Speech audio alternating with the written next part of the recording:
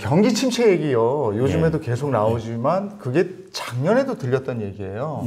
이러다가 좀 괜찮아지는 건가? 아니면 진짜로 경기 침체에 깊게 들어가는 것인가? 이런 게 있는데 박사님 하반기 경기는 어떻게 생각을 하시는지 궁금합니다. 경기 침체가 이제 작년에는 사람들이 예상하기를 조금 더 빨리 올 거라고 보았는데요. 미국 특히 경제가 그러는데 미국 경제가 의외로 실업률도 아주 낮고 하면서 이제 생각보다는 경기 후퇴라고 그럴 수 있겠죠. 그게 좀 늦어지고 있습니다. 늦어지고 있는데 여하튼 그래도 미국 경제도 그렇고 올해 하반기 그리고 내년 초 이 정도는 이제 성장률도 마이너스에 들어갈 것 같고요. 그 다음에는 이제 실업률이 제일 문제이거든요. 이제 실업도 좀 증가할 것 같고 이렇게 이제 뭐 그렇게 대부분 보고 있습니다. 그래서 이제 그런 일이 뭐 실물 경제 면에서는 이제 닥칠 것 같고요. 그게 보시면은 작년에 물가 많이 올랐으니까 이제 사람들이 슬슬 소비를 좀 줄이게 될 거고요. 금리 이제 급속하게 올렸으니까 그거 역시 이제 소비에 부담되고 부동산 시장에 안 좋게 영향을 주고 그리고 이제 미국이 우리나라도 좀 그렇지만은 코로나 때 이렇게 모아놨던 자금 그걸 일종의 보복 소비라고 그러지 않습니까? 예, 그거 쓰는 게 보통 한 1년 길어야 2년 이 사이 정도이니까요. 이제 그게 거의 다 이제 소위 말해 약발이 닿을 때가 좀 되어 갔습니다. 그래서 이런 것들이 겹치는 것이 빠르면 올해 하반기, 조금 늦으면은 내년 상반기 이렇게 해서 그 부분은 좀 피해가기 어렵지 않을까 싶습니다. 그러면 이제 여기서 또 궁금해지는 게 경기 침체로 간다면 이게 IMF 생각 팍 해요. 근데 그런 정도의 아니면 예전에 미국의 그 공황 시대 뭐 이런 공포가 있는데 그 정도까지 가는 건지 아니면 살짝 왔다가 그치는 건지 전혀 그렇게 생각하실 필요는 없고요. 작년에도 그런 이야기가 많이 나와서 재작년, 작년 초 해서 정말 이제 그거는 특히 IMF 이야기 나오고 해서 이제 좀 말도 안 되는 소리다. 너무 이제 과하게 사람들이 과장을 한다. 제가 그런 말씀을 드렸는데요. 작년 초부터 해서 계속 이야기가 있었거든요.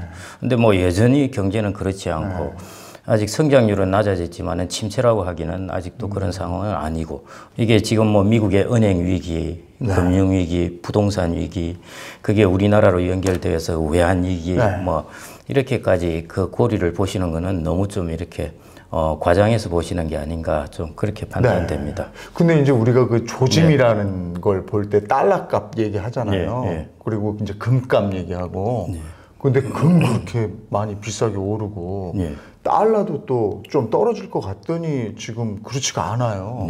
그리고 우리나라 돈 가격, 원 가격도 약해진 것 같고 국제적인 위상이 그러니까 겁나거든요. 달러 가격은 뭐 아시다시피 지금까지 한 2년 동안 미국이 금리를 제일 많이 올렸거든요. 그러니까 이제 미국 금리가 그렇게 높으니까 미국의 돈값이 조금 비싸지게 되는 그런 상황이고요. 그래서 뭐 아직도 조금 그 부분은 뭐 지속은 될 것 같은데 이제 미국이 내년 정도 가면 이제 본격적으로 금리 인하를 하게 될 겁니다. 그렇게 되면 또 상황은 이제 그때 되면 좀 달라질 거고요. 그 다음에 이제 경기 침체나 경기가 안 좋아지면은 보통 튼튼한 통화가 좀 강해집니다. 그래서 그런 면이 이제 나타나서 우리나라 환율도 조금 이렇다고 보시면 될 것 같고요. 그래서 우리나라 환율이 이제 1,300원, 작년에는 1,400원까지 가고 뭐 이렇게 했지 않습니까? 그래서 또 이제 IMF 트라우마 이야기가 나왔는데요. 이창용 총재도 뭐 그런 이야기를 하셨지만은 우리나라는 외환 보유고뿐만 아니라 또 국민연금도 외환을 많이 갖고 있습니다. 국민연금이 자기가 가지고 있는 우리 적립기금을 가지고 해외 투자를 하면서 달러를 가지고 투자를 하거든요. 그러니까 달러를 바꿔서 나갑니다. 그래서 국민연금도 달러를 많이 갖고 있고 해서 그런 부분은 뭐 크게 걱정하실 필요는 없는데요. 다만 방금 이제 1,400원대 환율 걱정하신 것도 우리나라가 반도체 경기 이런 것 때문에 지금 무역 수지가 계속 적자지 않습니까? 이게 기업으로 치자면 일종의 영업 현금 흐름인 것입니다. 그러니까 기업이 자산은 많이 가지고 있는데 영업 현금 흐름이 악화되었다 하면 그래도 조금 좋은 상황은 절대 아니니까요.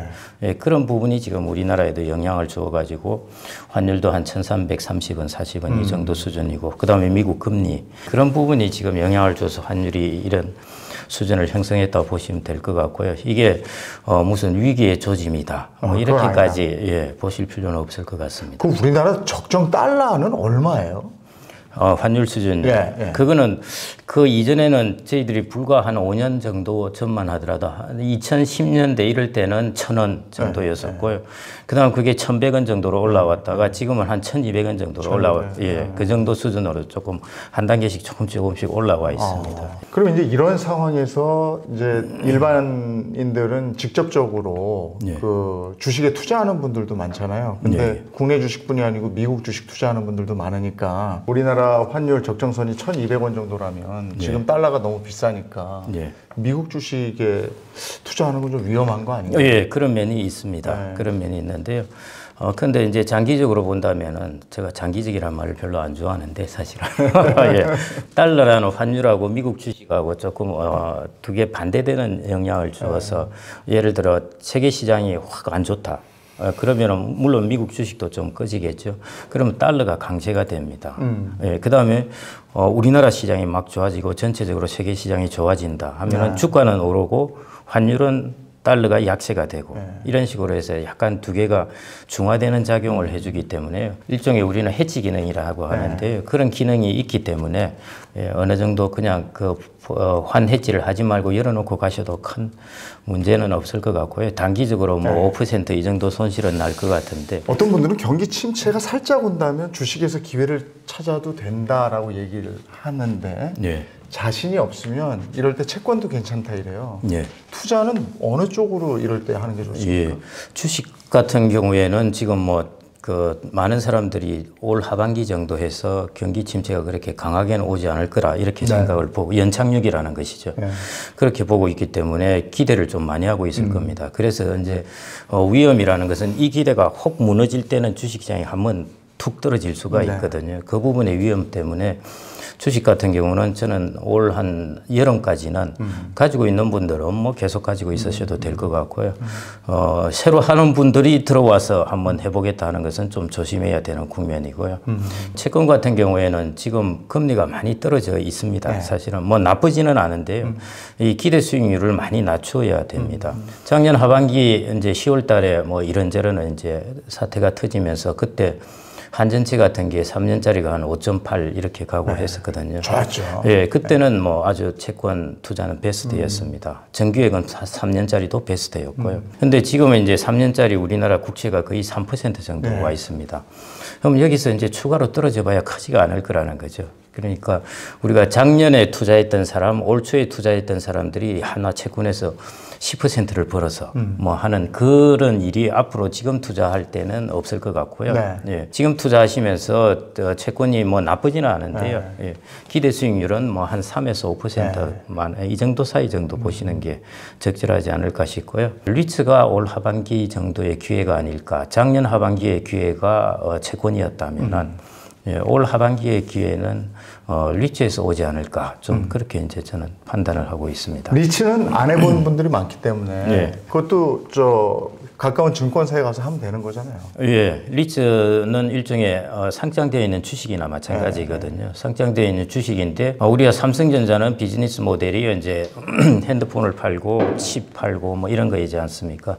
근데 리츠의 비즈니스 모델은 이제 건물에서 임대료 수익을 내는 거라 이렇게 보시면 될 것 같습니다. 이것도 상장되어 있는 주식이기 때문에 여전히 그냥 코드명이나 안 그러면은 그 종목명을 입력하시면은 그냥 장내 거래를 통해서 매수하고 매도할 수가 있습니다. 리츠가 괜찮다고 보시는 거면 그러면 내년에는 부동산 경기가 괜찮아진다고 보시는 거예요? 부동산 경기 부분보다도 우선적으로 오는 것이 이제 금리입니다.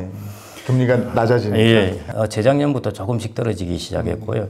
작년 3월, 4월 가서 이제 급락하기 시작합니다. 그때 급락하는 이유가 이제 미국이 금리를 그 예상외로 급속하게 인상을 하기 시작했거든요. 우리는 그냥 리츠 주식을 그냥 예를 들어 100만 원을 샀다.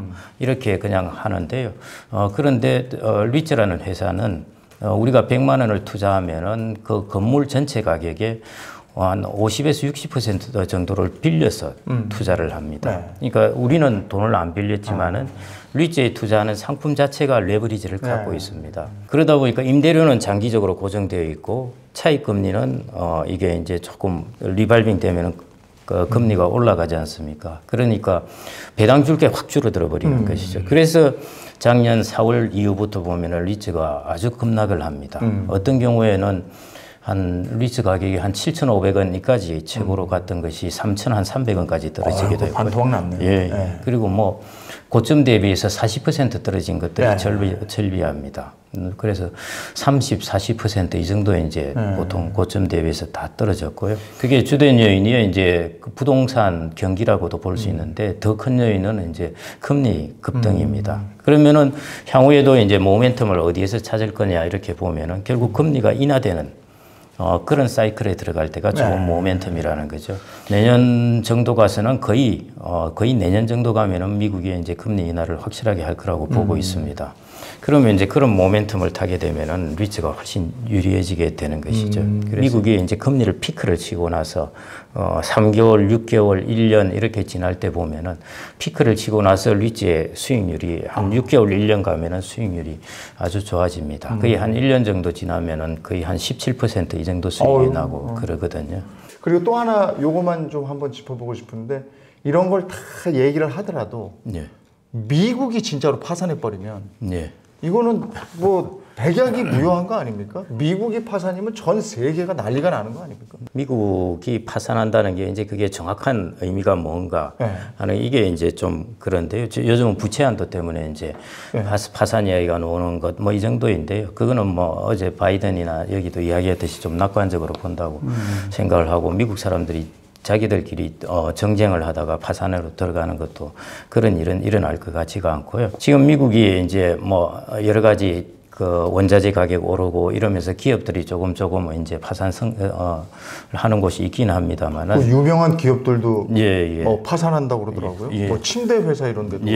미국은 예를 들어 80년대 중반부터 90년 초까지 미국은 은행도 한 1,800개가 그때 문을 닫고 그랬습니다. 그래서 뭐 미국은 원래 확 새로 생겨났다가 또 파산하고 또 새로운 곳에서 생겨나고 그런 곳인데요. 지금 미국의 제일 리스크 중에 하나는 결국 은행 부분입니다. 은행 부분이 이제 실리콘밸리 은행을 비롯해 가지고 이제 문제가 좀 됐고요. 그게 이제 중소형 은행들이 다 거기 속해 있고 중소형 은행들이 이제 우리로 치자면은 미국은 주죠. 그 주 지방 정부. 지금 은행 얘기 나오니까 더 불안한 게 리먼 사태 우리가 겪었기 때문에 그래요. 리먼 종류는 아닌 것 같고요.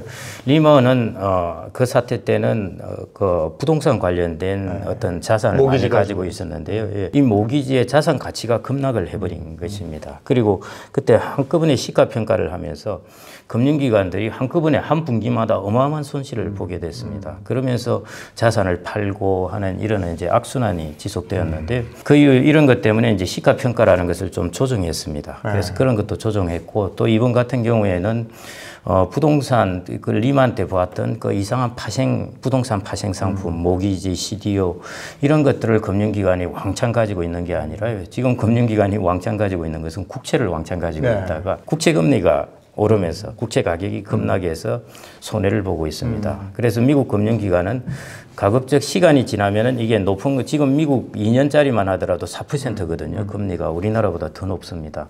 이런 것들로 차츰차츰 자산을 조금 바꾸어 가면은 이런 것들이 충분히 조정될 수가 있습니다. 큰 문제는 없이요. 그럼에도 불구하고 이제 단기적으로는 한 1년 동안은 은행 부분에 리스크가 어떤 식으로 연결되냐 하면은 은행 부분이 자기가 위험하니까 대출을 잘 안 해주게 되거든요. 그래서 이제 미국이 올 하반기에 침체가 올지 내년 상반기에 올지 하는 것들이 바로 이런 것들의 진행 속도에 좀 달려 있습니다. 우리가 생각하는 미국 파산 뭐 이렇게 뉴스에서 자극적으로 다루니까 저희는 미국이 그럼 우리가 그때 겪었던 IMF 같은 게 오는 건가? 그러면 미국이라는 덩치가 그러면 우리는 어떻게 되는 건가? 사실 공포였는데 그 정도는 아니라는 거죠. 미국하고 우리나라하고는 제일 비교할 때 뭐 다른 여러 가지도 있는데요. 미국은 여차하면은 최종적으로 자기들이 쓸 수 있는 게 기축통화입니다. 그러니까 달러를 풀어버리면 돼요. 그런데 우리나라는 은행위기 때 왜 그게 안 되냐면은 우리나라는 원화를 푼다고 될 일이 아니거든요. 우리나라도 달러를 풀어야 되는데 달러가 없지 않습니까? 그런데 미국 같은 경우는 달러를 찍어서 풀 수가 있습니다. 대공황하고 지금하고 다른 게 대공황 때는 달러를 찍어서 푸는 일을 거의 못했습니다. 그런데 지금은 달러를 찍어서 풀 수가 있기 때문에요. 그런 부분에 있어서 최악의 리스크는 어느 정도 충분히 막을 수 있다고 보시면 될 것 같고요. 미국이 최근에 이제 은행 사태 뭐 이런 것 등등 해서 이제 좀 불안한 면이 있기는 한데요. 그래서 전액 예금 보증을 국가가 해주기로 했지 않습니까? 그러고 나서 이제 많이 좀 안정된 상황입니다. 네. 그래서 시간이 가면은 조금 해소는 될 그런 상황인데 그럼에도 불구하고 금융 경색이라는 쪽으로 영향은 줄 수밖에 없습니다. 만일 정말 미국 파산이라는 게 미국의 기관 투자가들이라든지 이런 사람들이 이게 현실 가능하다고 생각되면은 이미 달러의 그 가치뿐만 아니라 금 가격이 이거보다 훨씬 많이 올라가 그렇죠. 있을 겁니다. 이게 미국이 뭐 무슨 경기 침체네 파산이네 하면서도 미국 주가는 슬금슬금 올라가서 올 초 대비해서 손을 못 대게 돼 있더라고요. 네, 맞습니다. 이게 파산이 맞나 이런 궁금증이 계속 있었거든요. 이 경기 침체 얘기는 당분간 계속될 것 같아서 계속해서 김경록 박사님하고 이 얘기 이어가도록 하겠습니다.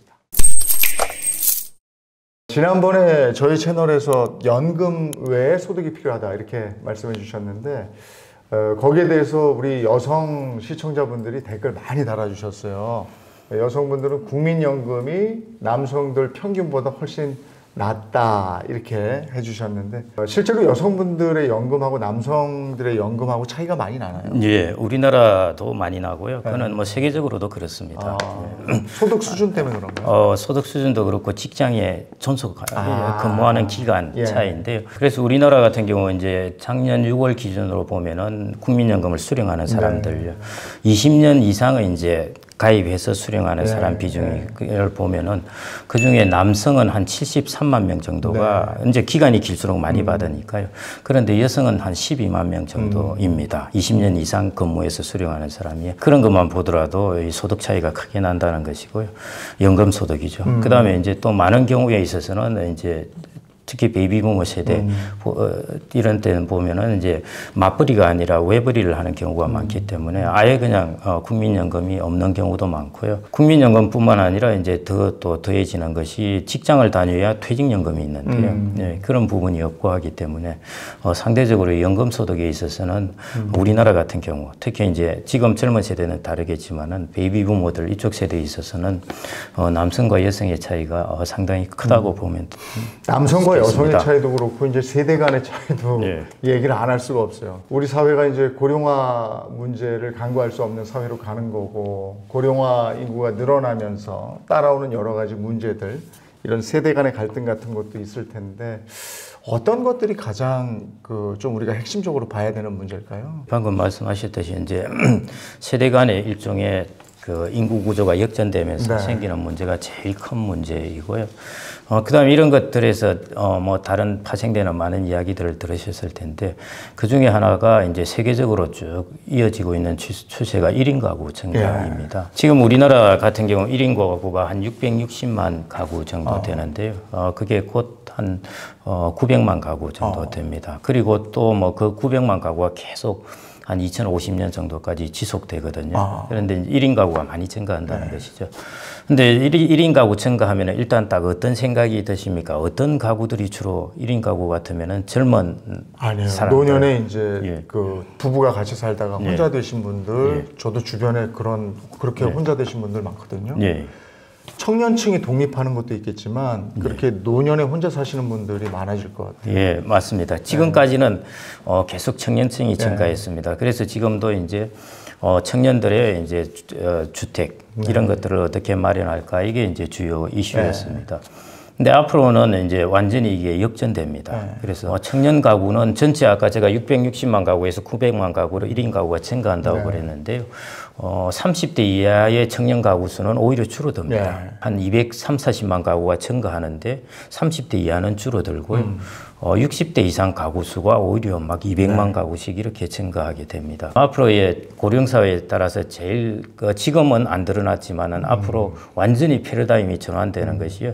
1인 가구가 청년 중심에서 고령자 중심으로 완전히 바뀌어 간다는 것이고요. 그래서 고령자 중심으로 이제 바뀌어 가게 되면은 보통 보면은 수명은 여성이 훨씬 길지 않습니까? 보통 보면은 남자가 사망하고 나서 최소 10년 이상은 여성이 혼자 사는 기간이 있습니다. 있습니다. 그러면은 결국 고령 사회가 다가와서 고령자의 1인 단독 가구가 많이 증가하는 것은 고령 여성 단독 가구가 그렇죠. 많이 증가한다는 것입니다. 거죠. 예. 네. 그래서 일본도 이미 그런 현상이 나타나고 네. 있는데요. 일본은 두 가지 특징이 있습니다. 젊은 남성 1인 가구, 그 다음에 고령 여성 단독 가구. 네. 이 두 가지가 1인 가구의 주요 그 연령층으로 떠오르고 있습니다. 우리나라도 똑같은 이제 그런 방향으로 지금부터 나아갈 것 같습니다. 그러면 일본에서 우리가 답을 좀 얻을 수 있을까요? 일본은 어떻게 하고 있는지를 보면. 답이라는 게 뚜렷하게 이제 그런 부분이 있는 것은 아닌데요. 일본은 이제 청년들 이런 문제보다는 이제 고령자들의 단독 가구,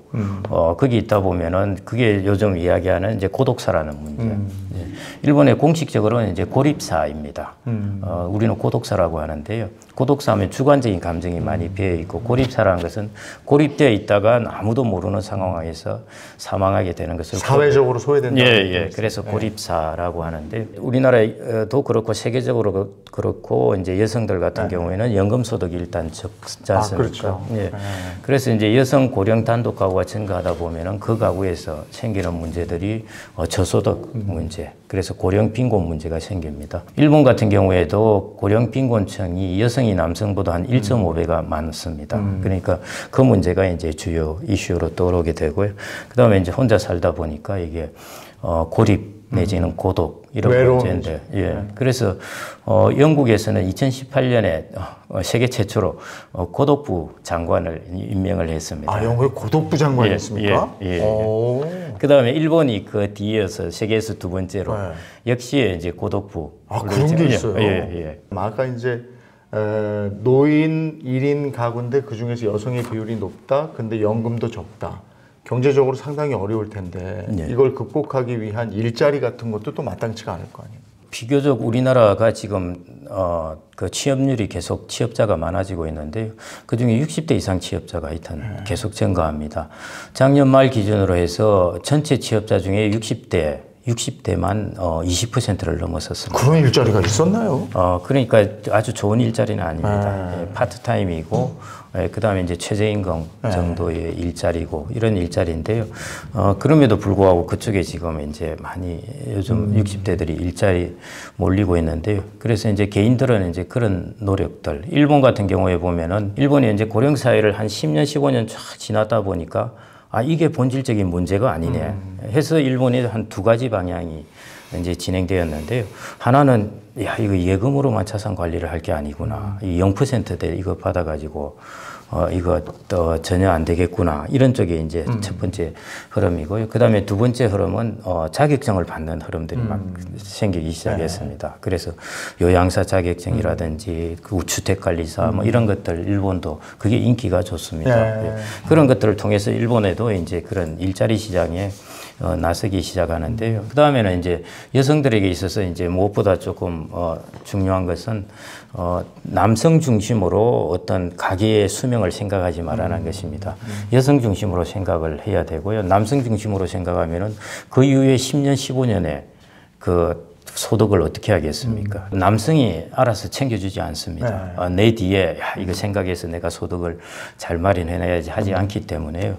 저는 여성분들이 그런 부분, 남편이 세상을 먼저 떠나고 나서도 한 10년, 15년 정도는 내가 소득이 필요하겠구나 하면은 자녀에게 돈을 물려주는 것 이런 부분도 가급적 잘 제어를 하셔가지고 하셔야 되고요. 또 하나 활용하실 수 있는 게 이제 주택연금을 활용할 수 있습니다. 예.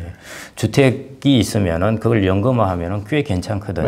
예. 그런 부분을 좀 적극적으로 이 주택 자녀에게 물려줘야지 이러시지 말고, 특히 우리나라의 여성이 그런 부분이 심합니다. 내가 정말 긴축을 해서라도 자녀에게 좋은 걸 주겠다고 그러시는데요. 그러시지 말고 주택 같은 거 활용하시는 것 하면은, 그리고 남자가 죽고 사망하고 나서도 한 10년, 15년은 내가 생활비가 필요하겠다는 걸 생각해서 재정 상태를 이렇게 꾸려나가시는 것, 이게 좀 중요할 것 같습니다.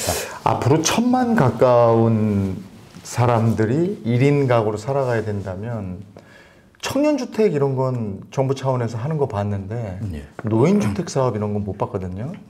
어디 가서 살아야 돼요? 취향에 따라 다른데요. 뭐 요양원에 가시는 분들, 이거는 늦은 나이에 가야 되니까 그건 아니고요. 예를 들어 한 70 정도부터 한 10년, 15년 정도 뭐 이러는데 그래서 지금 뭐 시니어 하우스라든지 시니어 타운 이런 것들이 좀 꽤 인기리에 되고 있는 것 같은데, 예, 맞습니다. 예, 그게 지금은 꽤 이제 돈이 많이 들어가고요. 결국은 이제 지금 이슈가 되는 부분이 고령자가 있게 되면은 그게 빈방 문제가 좀 이슈가 됩니다. 빈 집이 아니고 빈 예, 방. 예, 일본은 이제 빈집 문제가 이슈가 되는데 우리나라는 아파트 중심이다 보니까 이게 이제 청년 가구는 보면은 1인 가구가 방이 하나에서 2개 정도입니다. 그런데 60대 이상 고령 가구, 1인 가구 같은 경우 보면은 방이 3개에서 4개입니다. 집이 비어버리는 거예요. 예, 예. 그런데 아파트 중심이다 보니까 이걸 임대 주기도 그렇고 예, 그렇죠. 하다 보니까 이제 3개, 4개 방을 갖고 있는 것이죠. 그래서 그런 부분이 이제 이 주택을 어떻게 잘 활용할까, 이 빈방 문제를 어떻게 해결할까, 이 빈방을 어떻게 연금으로 바꿀까 하는 것이. 아까 주택연금 제안해 주신 거죠. 예, 예. 주택연금 하고 예. 나는 뭐 방 하나하나 원룸 같은데 그런 데 간다. 예, 한 2개 정도 방, 예, 그 정도. 그리고 나머지 그 돈으로 내가 좀 생활을 영위하고. 그렇습니다. 예, 예.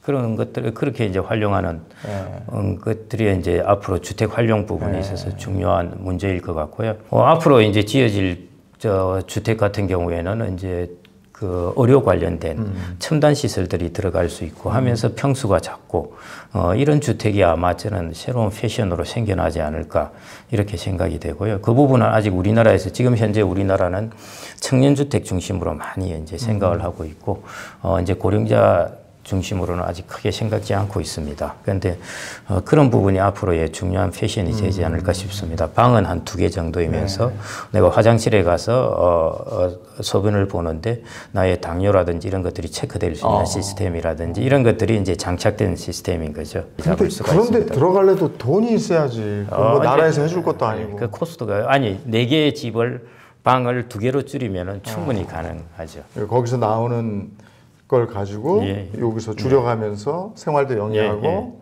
또 손주들한테 용돈 좀 줄 수 있어야 얘네가 또 집에 오니까 그런 시스템을 만들어야 되는데 노후 뭐 누구에게나 올 수 있는 미래죠. 누구에게나 올 수 있는 게 아니고 누구에게나 오는 미래입니다. 이건 뭐 필연적인 거죠. 이 노후를 어떻게 대비하고 맞이해야 할지 저희가 얘기를 나눠봤는데 늘 남성 가장의 입장에서 듣다가 오늘은 이제 여성의 입장에서 한번 들어봤는데요. 현실적으로 더 어려운 게 많겠구나 이런 생각이 듭니다. 고령화는 막을 수 없죠. 근데 개인, 사회적 노력이 절실한 것 같습니다. 네, 이번엔 부동산 얘기를 좀 해볼까요? 우리나라 경제 얘기할 때 부동산, 이건 뭐 빠질 수가 없습니다. 우리나라 사람들이 부동산을 가지고 있는, 그러니까 내 재산 대비해서 몇 %나 되는 거죠? 전체적으로 평균으로 보면은 뭐 한 65, 70 정도 되고요. 60대 이상을 보면은 뭐 한 75% 이렇게 됩니다. 그거는 이제 서구 사회도 마찬가지고요. 서구 사회도 아주 자산이 많은 층은 부동산의 비중이 낮습니다. 낮고 주식의 비중이 높아요.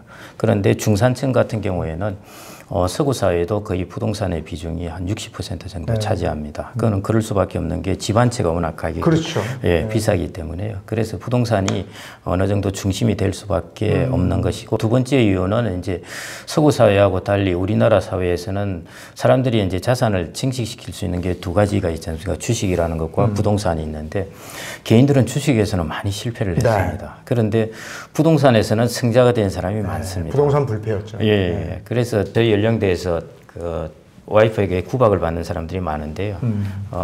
집을 사자 했다가 그 남자들이 반대를 하는 바람에 집을 못 사서 외곽에 계속 살고 있다고 계속 평생 구박을 받고 있는 경우인데요. 여성들은 이제 집을 선택할 때 바텀업으로 합니다. 주변에 학교가 뭐가 있나, 역세권이 있나 이렇게 해서 경기하고는 관계없어요. 그렇게 선택을 하는데 남성들은 집을 선택할 때는 세계 경제부터 시작을 합니다. 그래서 항상 안 돼요. 항상 이게 경제가 불안하다, 금리가 오를 것 같다. 이러다가 이제 불안하지 않은 데가 없습니다. 예, 맞습니다. 이러다 놓쳐가지고 이제 조금 그러는데 지금까지는 여하튼 주택시장이나 부동산 시장은 웬만하면은 성장했습니다. 네. 성장했기 때문에 그런 부분 때문에 부동산이 우리나라 자산의 중심으로 자리 잡고 네. 있고요. 그다음에 국가가 정책을 펴는 데 있어서도 미국은 부동산 정책보다도 주식 관련된 정책을 더 적극적으로 펴니다. 주식시장이 망가지면은 들어와요. 네. 그런데 우리나라는 주식시장도 중요하긴 하겠지만은 그것보다 부동산 시장이 제일 네. 핵심입니다. 네. 그래서 정부가 무슨 정책을 썼든 안정화시키고 버블을 없게 해주고 이러기 때문에요. 그게 자산을 증식하기에 딱 좋은 그런 상황이었거든요. 예. 그래서 아마 우리나라는 여전히 지금도 예, 부동산이 중심인 것 같고요. 그러니까 그 지난번에 부동산 값 막 급격하게 올라갈 때 집 가진 분들은 내색을 안 하지만 기분 좋았고 집을 갖지 못한 분들은 이거 이러다가 정말 평생 집 한번 갖지 못하는 거 아닌가 이런 두려움이 공포가 됐었거든요. 맞습니다. 근데 지금 이제 다시 반전이 됐어요. 그래서 집값이 막 떨어지니까 집을 가지고 있는 사람들은 내가 굉장히 가난해졌다고 느끼는 거고 집이 없는 분들은 새로운 기회를 잡아야지 하고 요즘 이제 타이밍을 보고 있는 건데 내가 타이밍을 놓쳤나? 이러는 순간이 또 요즘이에요. 집값이 다시 꿈틀대는 것 같거든요. 어떻게 보십니까? 그 핵심 지역에 집값, 그다음에 이제 좀 개발 호재가 있는 곳, 이런 것들은 당연히 꿈틀댈 것 같고요. 그다음에는 실수요자들이 또 있지 않습니까? 내가 집을 투기를 하기 위해서 혹은 투기라고 그렇고 하여튼 자산을 보고 속성으로 보고 살려는 사람도 있지만은 내가 결혼을 하고 그다음에 자녀가 태어나고 해서 뭔가 집을 사야 될 사람들 입장에서는 자기가 처음 생각했던 것 대비해서 30에서 40% 떨어지면은 충분히 사볼만 합니다. 그래서 그런 거래나 수요는 당연히 들어오게 될 것 같고요. 그런 부분이 최근에 일어나지 않나 그렇게 생각됩니다. 그런 사람들은 앞으로 10에서 20% 더 떨어진다? 떨어지더라도 내가 살 집이니까.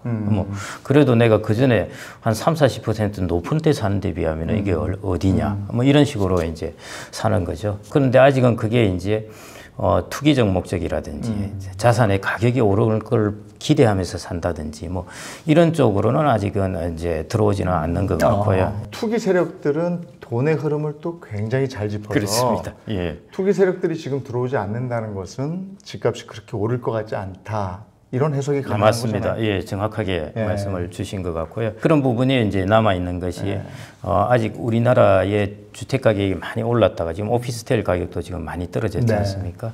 이런 이제 집값이 한번 떨어지면은 역전세 문제도 있고 이런 것들에 어떤 부동산 시장, 주택 시장이 막 얽혀 있습니다. 예를 들어 전세 돈을 내주기 위해서 집을 팔아야 될 수도 있고 이런 문제들이 얽혀 있는데 이런 것들이 좀 해소가 되어야 이제 바닥을 다지게 됩니다. 예를 들어 미분양도 해소가 돼야 되고 지금은 미분양은 이제 가격은 올랐고 분양은 잘 안 되고 해서 미분양으로 이제 안고 있지 않습니까?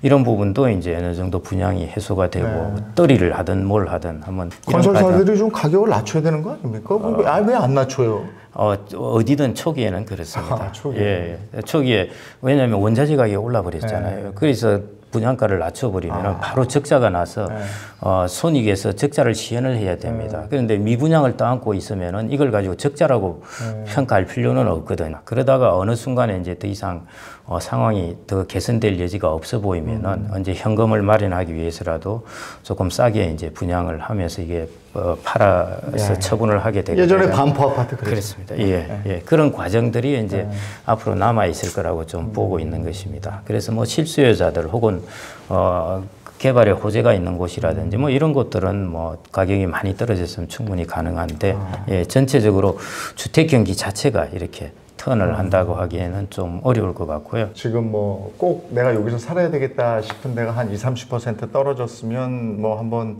대시해 볼 만한데 그렇지 않고 좀 요런 지역 같은데 내가 꼭 살고 싶어 하면 조금만 기다리면 기회가 또 있을까요? 예. 최근에 이제 또 원희룡 장관께서 어젠가 그랬죠. 그 전세 시장 쪽의 제도를 완전히 근본적으로 바꾸겠다. 아니 그래서 지금 그 부동산 임대차 3법이 무슨 그거 지금 다들 걱정하더라고요. 그래서 이런 것들의 불확실성이 여전히 있습니다. 특히 이제 우리나라 부동산 시장에서 월세 시장이 아닌 전세 시장 중심이 되어 있는 것 이게 사실은 집값에 대해서 집값의 밸류에이션도 헷갈리게 만들거든요.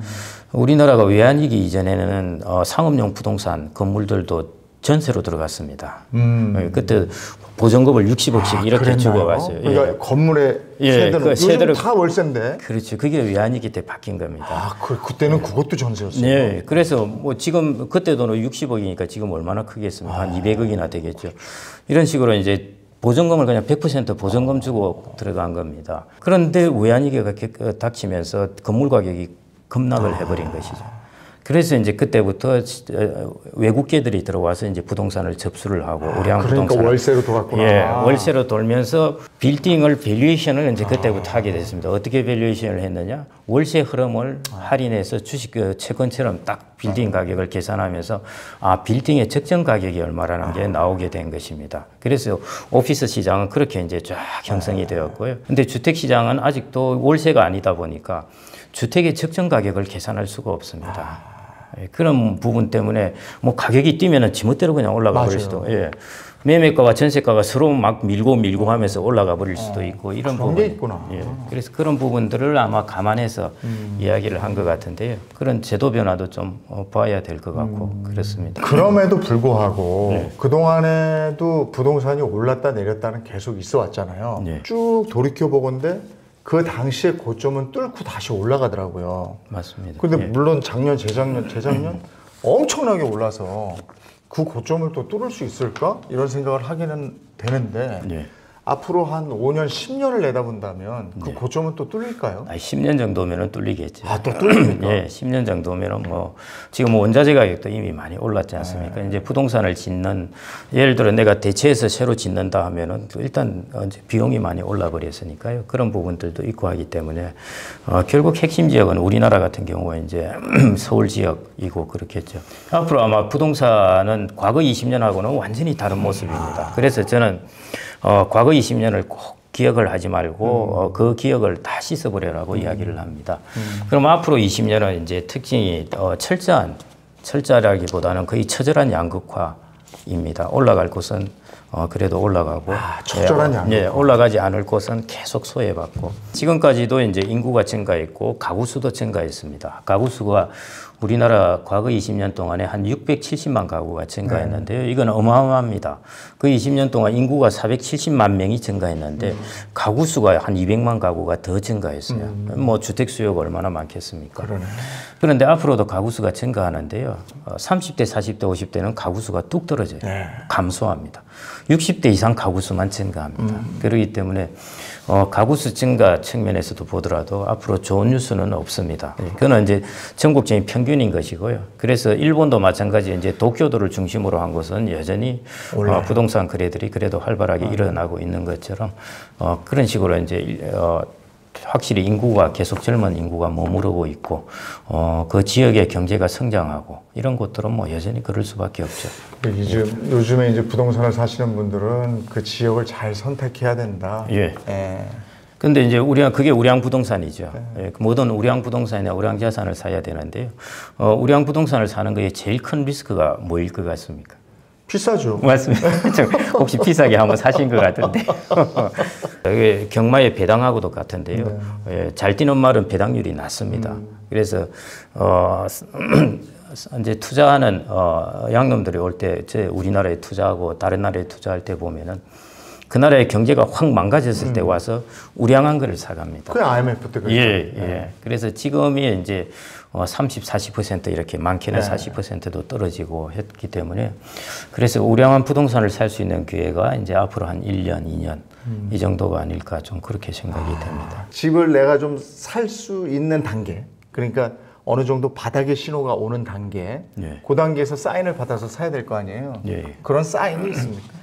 그런 사인은 제가 이제 이건 어떤 책에서 봤는데 재미있더라고요. 그 사인은 주택 부분에 가장 강력한 경쟁력을 가진 건설회사가 수지가 적자로 돌았을 때 이때가 바닥이다. 뭐 이런 이야기를 지금 현대건설, 대림건설, 현대산업개발이죠. 미분양됐던 것들을 이제 손해를 보면서 다 떨어내고 이러면은 이제 주식도 그렇듯이 불량한 물건들이 다 떨어내면은 그때부터 이제 바닥을 치고 올라가게 됩니다. 그래서 주택 시장에서는 그게 이제 일종의 미분양 물건들인 거죠. 지방에서는 이미 많이 생겨난 것이고요. 그 물건들이 이제 이런저런 경로로 통해서 하여튼 좀 떨어내지고 이러면은 이제 그 바닥이 아닐까 생각이 됩니다. 그걸 떨어낸다는 것은 결국 그 관련된 이제 건설 회사의 이제 수지 적자로 나타나겠죠. 근데 지금 이제 그 어떻게 보면 정부가 개입을 해서 그 주택값을 좀 안정화시키려고 이게 더 막 급격하게 떨어지지 않게 하려고 정책들 내놓잖아요. 많이 내놨죠. 올라갈 때는 또 더 이상 올라가지 않게 하려고 정책들을 내놓잖아요. 이게 올바른 겁니까? 그 나라마다의 이제 문화적 특성이 있습니다. 미국은 가급적 내버려 두고 있고요. 우리나라는 이제 이게 국민들의 삶하고 관계가 되고 자기의 정권하고도 관련돼 있으니까요. 그래서 이제 부득이 개입을 하는데, 그래서 우리나라는 주택 가격이 이렇게 막 변동이 크지가 않습니다. 예를 들어 버블이 있다고 그랬는데 다른 나라에 비해서는 버블이 훨씬 적은 편입니다. 일본이 버블 생기고 뭐 이럴 때 보면 어마어마했거든요. 그런 버블들이 아주 크게 생기지 않게 그래도 어느 정도 막고, 그 다음에 또 아주 이제 버스트로 확 꺼지는 부분도 좀 막고 이런 식으로 해서, 그러니까 주택 투자하기 제일 좋은 환경인 겁니다. 우리가 제일 좋은 자산 가격의 흐름은 변동성이 크지 않게 이렇게 꾸준히 올라가는 것이거든요. 그래서 그 과거 20년 동안 가장 사람들이 그 부분에서 이제 성공했던 요인인데요. 근데 이런 우리가 고령화나 인구가 줄어든다는 것 때문에 많은 분들이 조그만 아파트가 더 오를 거야. 이렇게 생각하고 조그만 아파트에 투자한 분들도 많았는데 지난번에 집값 오를 때 보니까 큰 평수 아파트들이 더 오르던데요. 우리나라의 이제 베이비 부모들의 라이프 사이클을 좀 보시면 되는데요. 아까 이제 이러다가 집 못 살까 하던 것들이 80년 후반에도 그랬습니다. 그때 베이비 부모들이 막 결혼을 할 때였거든요. 결혼을 하려는데 집은 없고 집값은 자고 일어나면 집값이 오르고 해서 그때도 난리였습니다. 그런 상황인데, 그 베이비 부모들이 우리나라 90년 초에 200만 호 건설할 때는 결혼을 막 할 때였습니다. 그래서 그때는 부부 둘 정도 있으면 되었어요. 그 다음에 그 베이비 부모들이 한 10년, 15년 정도 지나니까 그게 2000년 중반입니다. 2000년 중반하고 2010년대 가니까 자녀들이 다 크기 시작하거든요. 그리고 자기 소득도 많아지고, 그러니까 큰 집을 찾습니다. 그래서 그 이제 큰 집 붐이 불었던 게 2000년 중반부터의 일정한 기간 동안이었습니다. 그런데 이제 그런 것도 다 지나갔거든요. 지나가고 이제 새로이 베이비 부모가 많은 숫자가 들어와서 그 자녀들을 위해서, 그리고 그때는 우리 베이비 부모들은 자녀도 2명이니까 방도 적어도 4개 이상 되어야 되지 않습니까? 그런데 지금 젊은 사람들은 뭐 자녀도 없다가 있다가 하나든지 그러니까 그런 부분은 아무래도 또 달라진다. 그렇습니다. 알겠습니다. 지금 집을 사려고 기다리는 분들 많이 계실 텐데 그분들께 당부 한 말씀 해주신다면. 저도 이제 매크로 쪽을 보기 때문에요. 사실은 매크로 측면에서만 말씀드리고, 아까 제가 말씀드렸듯이 남자들은 이렇게 매크로를 보기 때문에 맨날 집을 맨날 시장 안 좋다 뭐 이런 이야기를 하다가 지금도 구박을 받고 있는데요. 그래서 매크로 측면에서 본다면은 제가 아까 경기 침체 부분이 올 하반기 내년 상반기 정도이니까 올 연말까지 정도는 이제 이렇게 한번 그냥 보셔도 되지 않을까 싶습니다. 보시고 그 다음에 그 정도가 어떻게 진행되느냐 하는 것들을 연말 정도에 보시고 그때 판단을 또 한번 하시면 되지 않을까 싶습니다. 김경록 박사님하고 여성들의 노후 대비 문제, 또 뭐 우리 주택 문제, 또 우리 투자 성향에 대한 문제 한번 쭉 짚어보는 시간이었습니다. 오늘 김경록 박사님 함께 해주셔서 고맙습니다. 네.